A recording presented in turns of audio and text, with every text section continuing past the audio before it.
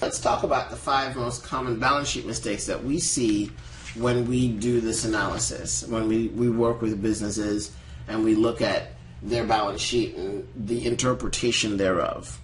Well, the first thing that I see a lot of times on balance sheets that people get wrong is that they either have incorrect interest expense allocation or no interest expense allocation for loan payments. And that's a big deal because on the balance sheet, you want to ensure that all of your liability accounts are properly reconciled and that they have the right balance as of the date that you're reporting the balance sheet. If you don't have the correct interest expense allocation for the loan payment, one of two things has happened. Either you've allocated the entire payment to the principal of the loan, which will underreport what you actually owe in the liability, and you will overreport your equity in that asset, or you assign the entire payment to the loan payment to interest expense, in which case you have reduced and overstated the expense on the profit and loss statement, which is actually underreporting your profitability, and it's over-reporting how much you owe on the balance sheet from the mortgage because you didn't actually reduce the balance on the balance sheet by the appropriate amount because you put it all on the expense, and so it got only reflected on the profit and loss statement. In either case, it's inaccurate and you won't have a really clear and accurate sense of where your business is at that point in time. So by having on a regular basis, getting the correct interest expense allocation for loan payments that you're making, you put the loan payment towards the principal portion, towards the principal amount on the balance sheet, and the interest part towards the interest expense that shows up on the profit and loss. Everything reconciles, everything looks good, all your reports are accurate, and you're able to now proceed with your analysis and take and interpret the right information from it. Next, I see a lot of times incorrectly reconciled accounts or incomplete reconciliations of accounts. This is a big deal because the balance sheet, I call it the reality check statement. You know, it's funny. I have a really, really personal relationship with each one of these statements. The income statement is my favorite statement because I like how it flows and how it tells you how the business is making decisions, how the business is selling, how the business is deploying and fulfilling on those sales to the customers. I believe the cash flow statement is the most important financial statement because it tells you what you can do next and what you can literally take to the bank. But the balance sheet is a very special statement because it is an ultimate reality check. When you get the balance sheet completely right and reconciled, then so much else falls into place. You may not have all of your numbers in the right place on your profit and loss statement, but at least you know the bottom line is right when you know your balance sheet is right. And if your profit and loss is correct and your balance sheet is correct, then your cash flow statement automatically becomes correct. So the balance sheet to me is the realest report. It has real information. There's no guesswork. There are no tricks. It really reflects what's in your bank, what customers owe you, what you have in the way of deposits and other assets and other things that you can liquidate for the use of the business if you absolutely had to. It should reflect absolutely where your credit cards are, where your long-term loans are, where your short-term loans are, and what monies you've either taken from the business or put into the business as a snapshot at any point in time. It is an absolutely real report that has real information around it. When accounts within the balance sheet are not properly reconciled, unfortunately, the confidence around the realness, the reality that statement can potentially deliver, it's gone. Your confidence in the information is shaken. Because the way that somebody can either fudge information or steal from you is that they can go ahead and put whatever transactions they want into your different asset or liability accounts and there would be no way to have those transactions, those errant transactions that were put into the register at any point in time, actually tie back to anything in reality. Let's just explain for a second why reconciliation is important. Reconciliation is important because it is the act of electronically and physically, in some cases where you physically reconcile things, it's the act of comparing the digital record or the bank statement, what is being reflected in the reality of your actual account, with what's in your digital account. So QuickBooks representation of your asset and liability accounts, when reconciled, you're literally saying that there is an affirmation that what's in QuickBooks matches what's happening in the real world. And when an account is properly reconciled, it means that there is an absolute to the penny matching of what's happening in the digital world inside of your reporting software and what is happening in the real world with your real account, every single transaction. And there is, in the life of a bookkeeper, there is no sweeter feeling than a very large or difficult account that has reconciled perfectly, because you know there is a certain level of confidence that you're able to have, that you know that the information is right and it's accurate. When accounts are not reconciled, there is no way to validate that shenanigans have not occurred or misappropriations have not occurred. Now, you're not 100% sure, because you may have the wrong person doing the reconciliation for you, but if there is reconciliation that's happening and it's absolutely affirmed against, and it's properly done against the banking records, then your ability to detect problems is heightened. Your ability to track down theft, error, and fraud are greatly increased. Your abilities to track those three things down are greatly increased. And your ability to manage your perspective on your business is vastly improved. Reconciling the accounts behind them creates a confidence in your balance sheet that the information is accurate. If you don't have that level of reconciliation, you have no idea what's going on. And there's nothing to tie back the information system that you have digitally with what's happening in the real world. I've seen where a lot of businesses, they choose a date to start QuickBooks and then they overuse their open balance equity account. Now, in QuickBooks, the open balance equity account is there in the case that you have to bring or report information in accounts that pre-existed or existed before the date of QuickBooks was set up, for which QuickBooks is supposed to operate through. So this is the example.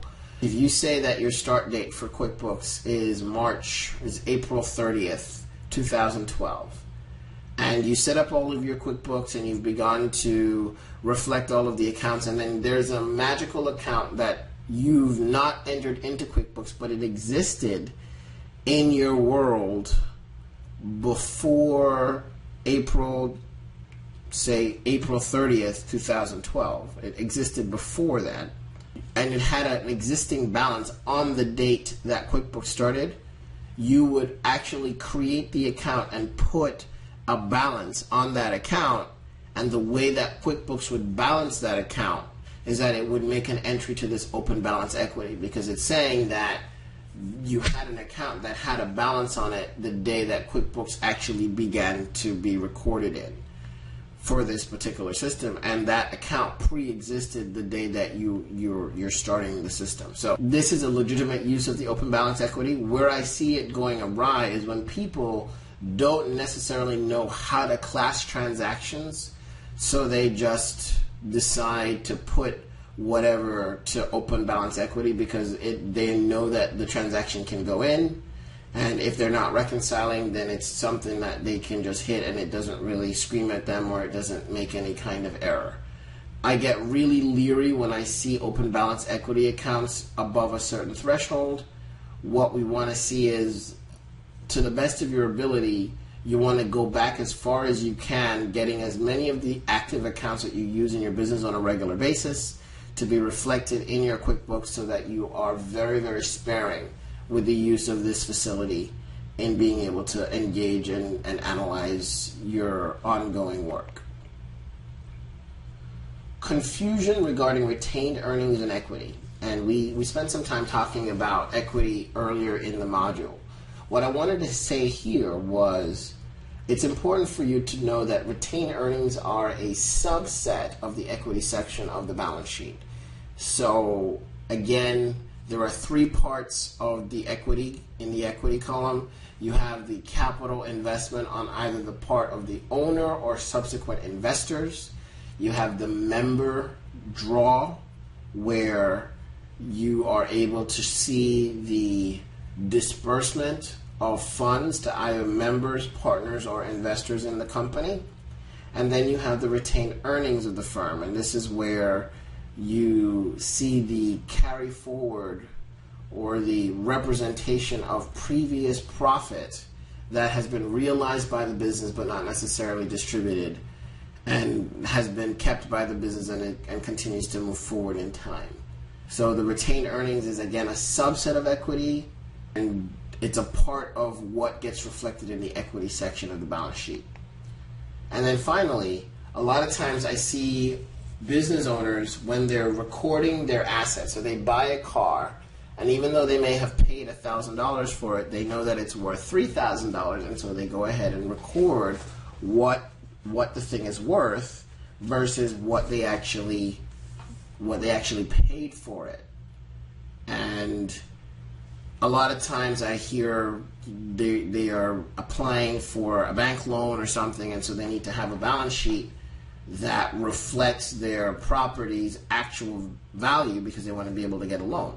What I would strongly recommend is that for your internal QuickBooks processes, your internal accounting, it is not advised to, it's actually just wrong to record your asset based on its value. Instead, you simply record your asset based on what it literally cost you and the cash and all of the financing that had to happen in order for it to happen at the price that you bought it.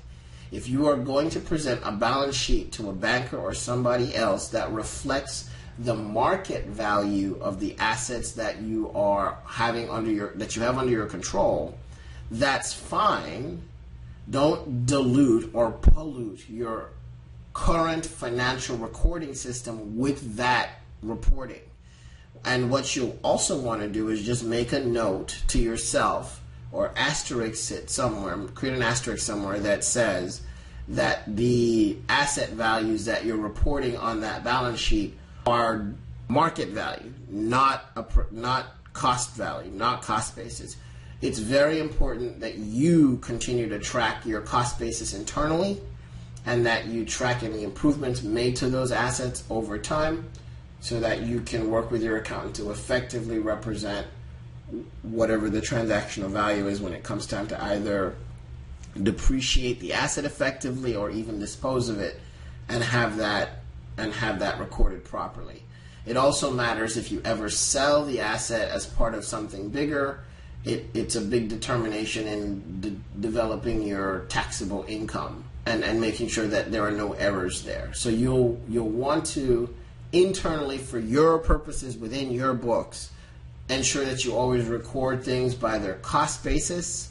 And if for some reason you need to create a report to a bank or something that shows what the actual market value is of your assets to reflect that on a modified balance sheet, just tell people what you're doing. Just disclose that the asset values that I'm reporting on this particular sheet are their market valuations of my current assets, and then that will be probably good enough. But you don't want to, again, pollute your internal financial recording with appraisal values. Instead, you want to also always use the cost basis.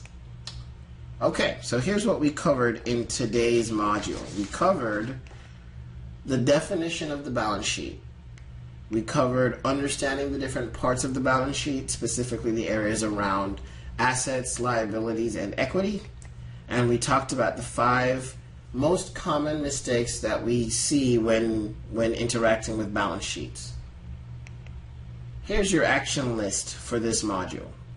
I'd love for you to go ahead and reconcile all of your asset accounts for the last 2 months. This is where you go in and you take a look at all of your current assets, your cash, your bank accounts, you take a look at your fixed assets, you take a look at your other assets, and to the best of your ability, go into the system and reconcile where you see the transactions, and you're able to look at the registers, and you're able to actually check off and validate that electronic system that you have internally tracking your transactions matches exactly with what's being reported either online or on your bank statement. Reconcile all of your liability accounts for 2 months. This means all your credit cards, all of your accounts payable, all of your mortgages, all of your mortgage interest, as well as your escrow, if you have an escrow on your mortgage, all your short-term loans, all your long-term loans. Just go ahead and reconcile all of them and just see what it feels like to go through and validate that the statements that you receive match perfectly with your internal reporting. When you have that level of reporting and you know that your numbers are right, it gives you a very different level of confidence around the numbers that you're seeing when you're seeing them. And I appreciate your taking the opportunity and the time and to go through this information. I really appreciate your patronage, and I look forward to hearing from you. If you'd like to send us a comment or a note, visit us on Facebook. And of course, you can always come to our website and leave a comment or send an email, and we always are looking forward to hearing from you. And again, I thank you very much and ask you to have a really wonderful day.